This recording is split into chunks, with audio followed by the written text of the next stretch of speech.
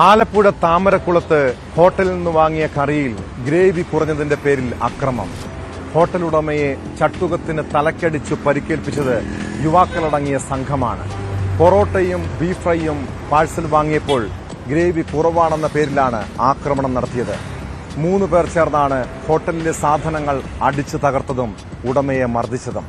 സംഭവത്തിന്റെ CCTV ദൃശ്യങ്ങളടക്കം പുറത്തുവന്നിട്ടുണ്ട്.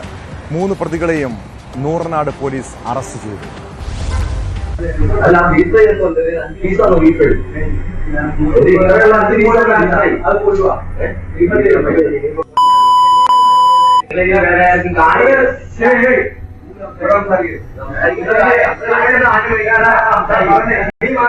കഴിഞ്ഞ ദിവസം രാത്രി 7ഓടെ ചാരമൂട് താമരക്കുളം ജംഗ്ഷന് സമീപത്തെ ഹോട്ടലിലാണ് സംഭവം. 6 മണിയോടെ 3 യുവാക്കൾ പൊറോട്ടയും ബീഫ് ഫ്രൈയും ഗ്രേവിയും വാങ്ങിപ്പോയിരുന്നു.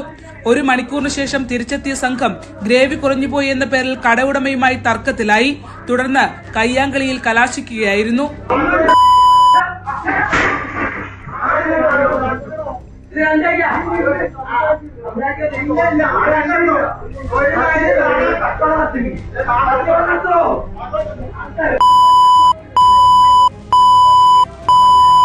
ഹോട്ടലുടമ മുഹമ്മദ് ഉവൈസ്, ജ്യേഷ്ഠ സഹോദരൻ മുഹമ്മദ് നൌഷാദ്, ഭാര്യ മാതാവ് റെജില എന്നിവർക്കാണ് പരിക്കേറ്റത്. യുവാക്കളിൽ ഒരാൾ ചട്ടുകം ഉപയോഗിച്ച് ഹോട്ടലുടമയുടെ തലക്കടിച്ച് ഗുരുതരമായി പരിക്കേൽപ്പിക്കുകയും ചെയ്തു. പരിക്കേറ്റ 3 പേരെയും അടൂർ താലൂക്ക് ആശുപത്രിയിൽ പ്രവേശിപ്പിച്ചു. സംഭവത്തിന്റെ CCTV ദൃശ്യങ്ങളടക്കം പുറത്തു വന്നിട്ടുണ്ട്.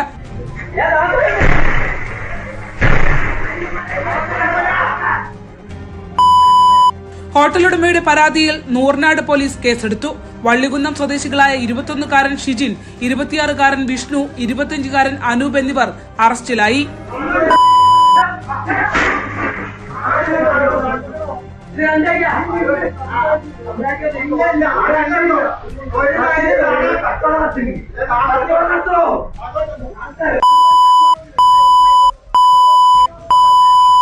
ന്യൂസ് 18 ആലപ്പുഴ.